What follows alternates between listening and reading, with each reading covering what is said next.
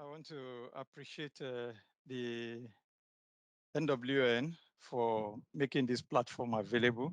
I want to appreciate our founder, uh, Pastor Noel, for the initiative and the zeal to mentor the next generation.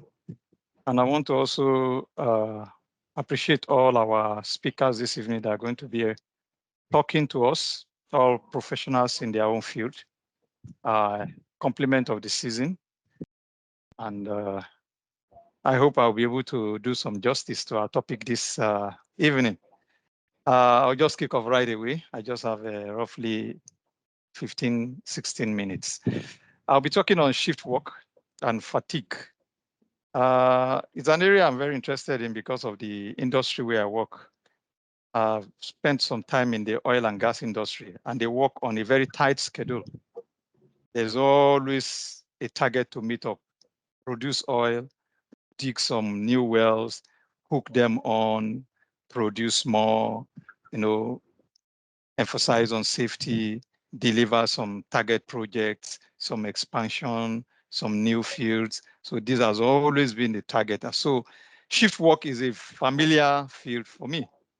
So I will begin with what is shift work itself.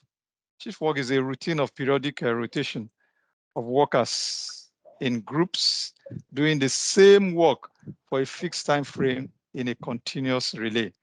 In a continuous relay in the sense that this shift hand over to the next shift hand over to the next shift, then this shift again hand over to the shift that started, and then it goes like that in a relay. And humans over time, by developmental evolution, have formed a pattern of day-night cycle, which our body have been adapted to both physiologically and biochemically, sort of. It's a kind of cycle, like a clock per se, that our body has adapted to because of the way our day and night daily routine goes naturally. There is, from our Bible, in the beginning of creation, there was evening and then there was morning, daylight, nighttime, daylight, nighttime. So over time, the body adapted. There's this evolutionary adaptation that there's a clock in our body that helps the body to, function according to that routine. So the next thing is to look at shift patterns and schedules. Traditional shift schedules. The traditional shift schedules are any shift work that begins and ends within the daylight period of the daily day-night cycle without encroaching on the night significantly. And they are usually termed the traditional shift schedules in the sense that every work activity ends within the daylight period.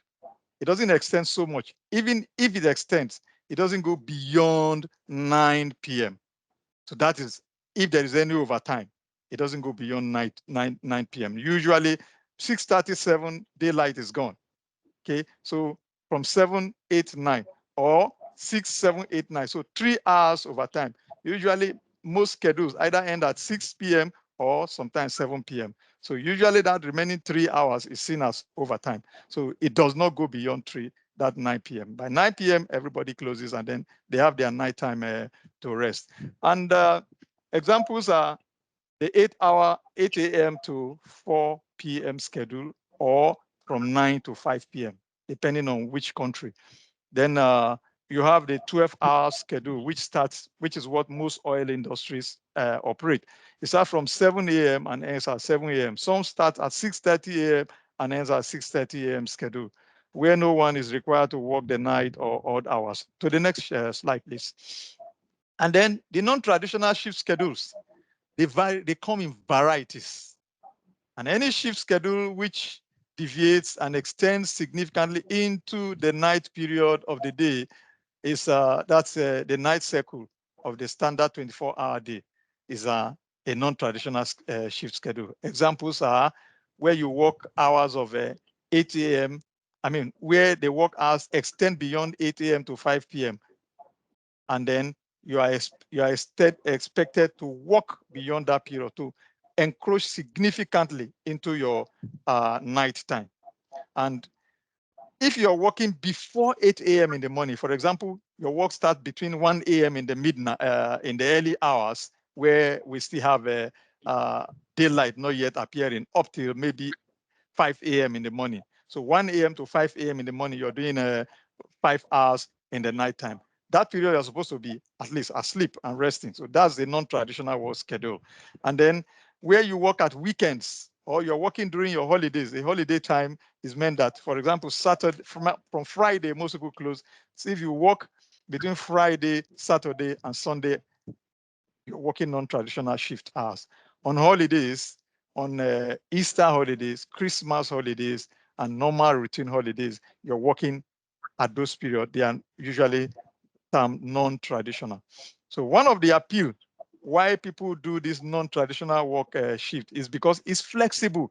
Some people feel that, okay, if I do 4 hours at night, I have 4 hours during the day to run around and do other things and attend to day activities. So it gives you some kind of time to fit your personal schedules into your work. Away from your work period. So it gives you an opportunity to focus on the work. And then when you are off the work, you can attend to your personal schedule. So this is the reason why it looks appealing. So some people organize that shift like that. Some people run 4 hours. Okay, 4 hour shift, they are off. Another set come 4 hour shift, they are off. Another set comes 4 hour shift. So they have time. Before it gets to their turn, they have enough time to do other things. All right, next slide, please.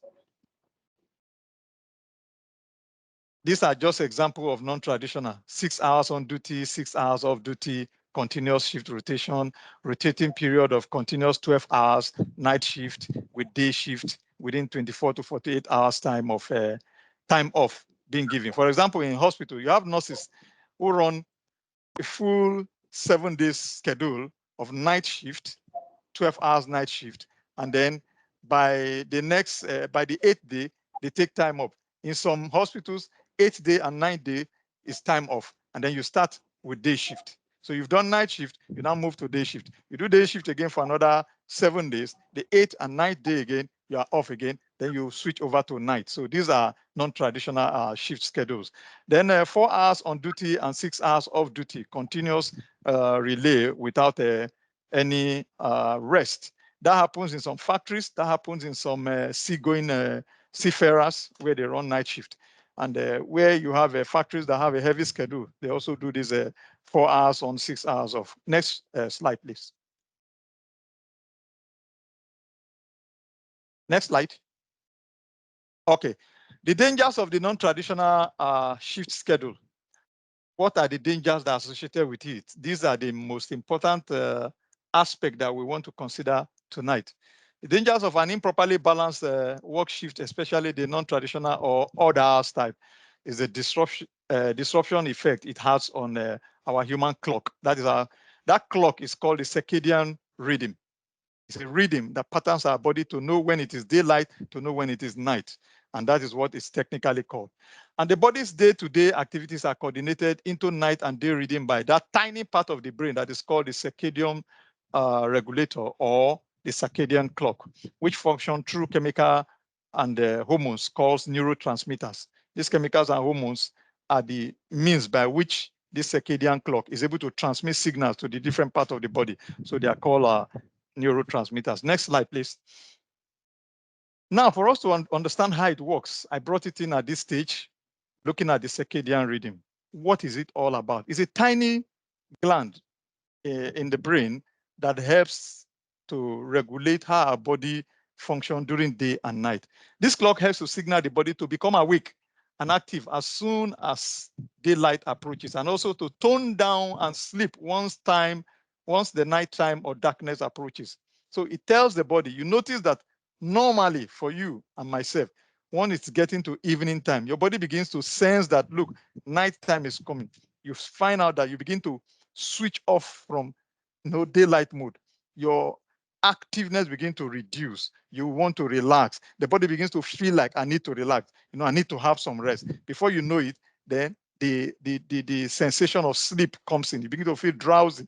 So these are all from the circadian rhythm. It affects general body functions like your heartbeat. That's why most of the times, relaxed at night take people's heartbeat, you notice that their heartbeat is, at the lowest peak at night time because the body has toned down from active mode. And then your blood pressure most often at night is usually at the lowest peak. Also, the same thing, the body temperature at night is cooled down. When you are active during the day, the metabolism is high. You are generating more, temperature for the body to be active during the day. Food digestion, you notice that also during the night, food digestion takes place slowly, and also brain activity are tuned towards what we call body refreshing mode. Your brain reboots. It's like computers reboots, at inactive hours to take in, download some upgrades, take in some functionalities to improve their efficiency and effectiveness. The same thing happens to the body. The brain reboots at that period. Next slide. Now, having looked at a little bit of understanding on circadian rhythm, let's look at the dangers that are associated with non-traditional shift work. According to research and from my own experience as a health practitioner situated in the oil and gas industry where this type of shifts occur, like I mentioned earlier on, an unbalanced shift work, especially the non-traditional shift, can predispose the worker to general fatigue and multiple health risks. And what are these health risks? The first thing is that your sleep is disrupted, leading to sleep disorders. And research over time has come up with a word they call shift work sleep disorder syndrome, SWSDH, that means DS. Shift work sleep disorder syndrome. This happens because the sleep is disrupted. People also have digestive upsets. At that time when your body is supposed to relax and begin to digest food and, refresh the brain and reboot the body, you find out that you're still working. So most people come with complaints of indigestion. Some even come with, they are losing their appetite. At that time, your body says you're supposed to sleep. The body is not expecting food to come in. But at night time, you still have to bring food into the body. Normally, the body has toned down its activities. Hypertension and heart diseases are also found to be very prone to this category of workers because at the time your body is supposed to tone down and rest, you're still active. So the heart is put under more pressure. Mental health problems.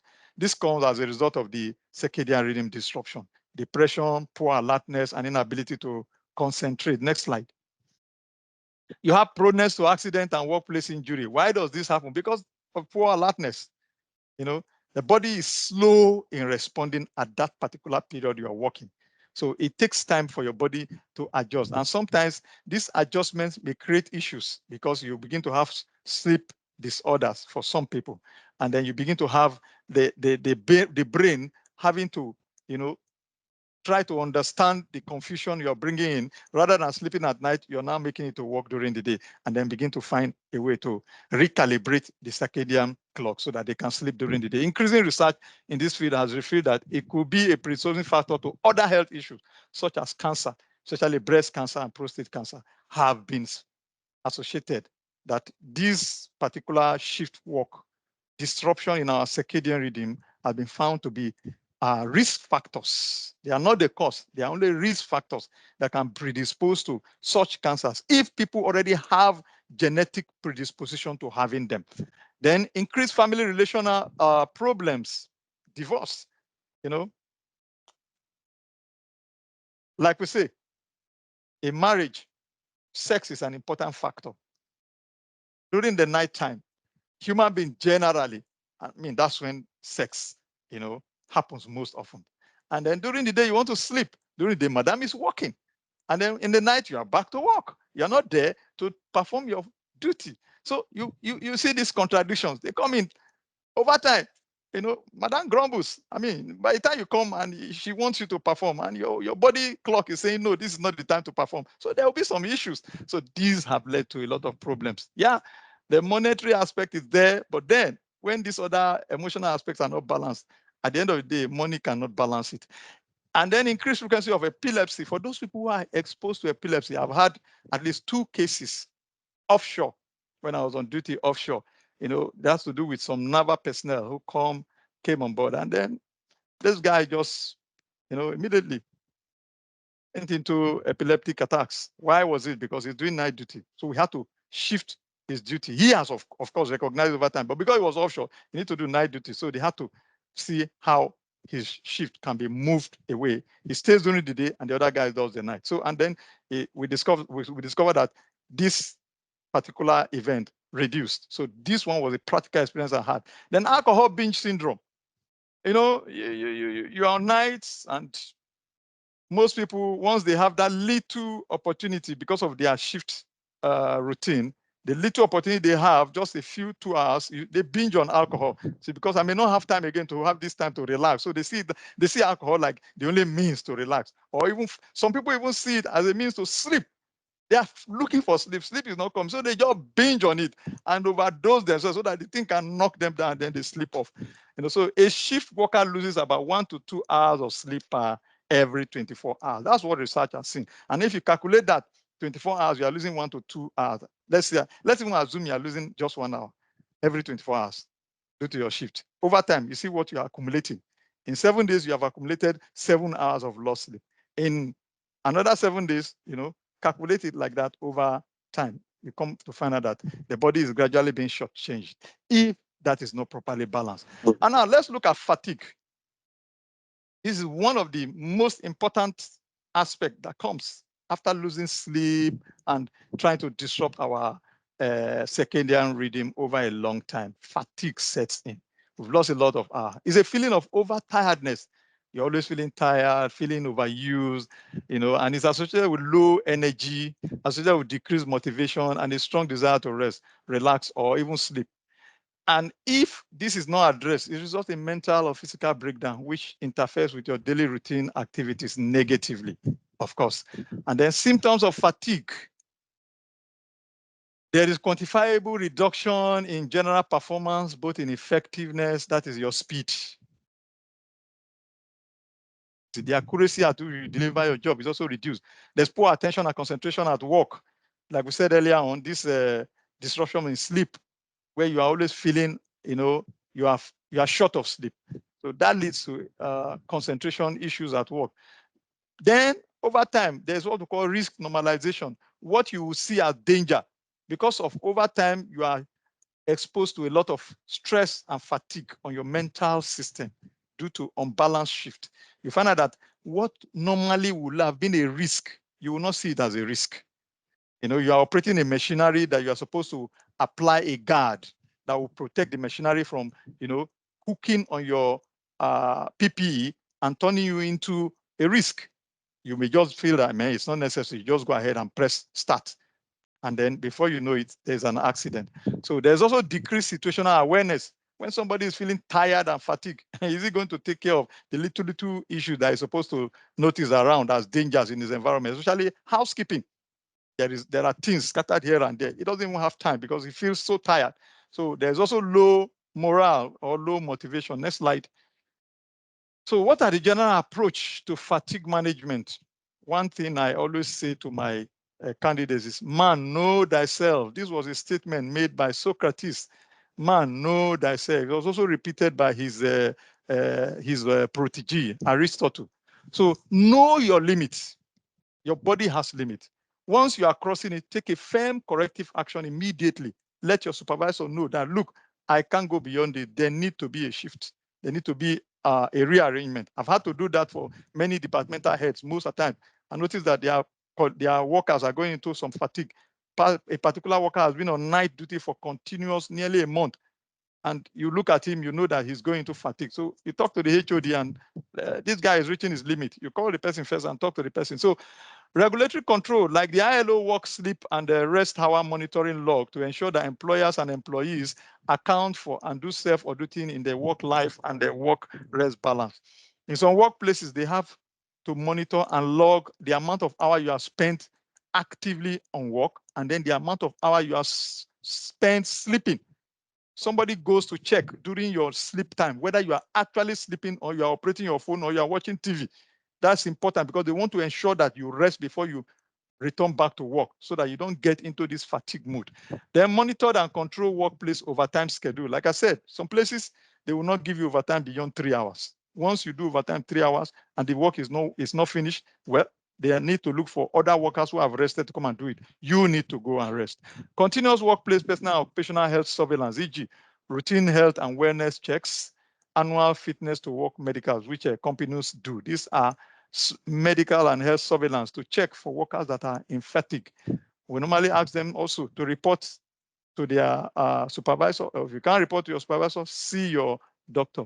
Proper work break scheduling and enforcement. Ensure that workers take break is very important. Away from their computers, away from all these gadgets that we're exposed to. Balanced diet as an intentional pursuit. Ensure that you pursue an especially if you are doing all these non-traditional shifts. There's a tendency to go on junk food. Avoid that tendency, resist that tendency, and ensure you get a balanced diet. Regular exercise, we cannot overemphasize. Exercise is very important. And in certain work environment, they make a place for gym. I mean, a small place where you can do some small exercise, even if it's just a treadmill. A workplace restroom and sleep room, ergonomics for comfortable relaxation and sleep. Some people have a small restroom, where workers can, when they feel fatigued, they can get there. The place is relaxed. It's cool. It has an AC. The cushions are well molded in such a way that you can relax, even if it's just 10 minutes or 15 minutes nap. And then you set an alarm, you wake yourself up. That place is comfortable, for you to have some rest. Seek help when you smell trouble. You know yourself. You know your limit. It is better to find out that it is a false alarm than to be caught unawares when mental and physical breakdown happens. Overall, balance your life and work habits healthily. A healthy worker is the best asset to himself, family, and the employer and the nation. Next slide. This one is just a little brief about the, next slide, please, about the shift work sleep disorder that I mentioned earlier on. This is characterized by inability to get to sleep, poor sleep, and feeling unusually sleepy during work hours.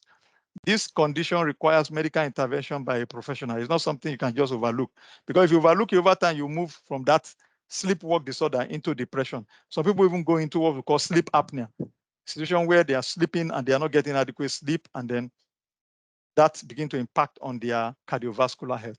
The general advice for improving your sleep, especially if you are a non-traditional shift worker, when you want to sleep, be consistent with your sleeping time. If you finish your work by 5 a.m.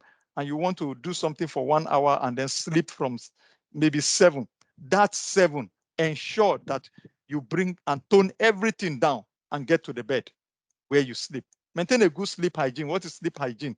By just keeping your environment in such a way that your body knows you are ready for sleep. Keep the room quiet, keep the room dark, keep the room cool, keep your room relaxing, off television, avoid smartphones. In fact, blue light has been found out that over time, it can lead to you having inability to sleep. And then other electronics should be turned off in your sleep room, especially for non-traditional shift workers. Avoid habits that could interfere with sleep, such as intake of alcohol or large dose caffeine around bedtime, taking coffee around bedtime, taking large dose of alcohol around bedtime. This is totally no-no if you want to have a good sleep. Ensure your room is free of unpleasant odors. There are people that certain odors, sometimes you need to shower. Even your own body odor can stop you from sleeping. So you need to shower, feel fresh. Your own body odor can stop you from sleeping. And you can apply some fresh perfume. If you are the type that you like to perceive certain odor, they cool you down and put you to sleep. You can just perfume your room and then you have a good environment. Engage in mild to moderate vigorous exercise regularly. Avoid overeating before bedtime. Thank you very much.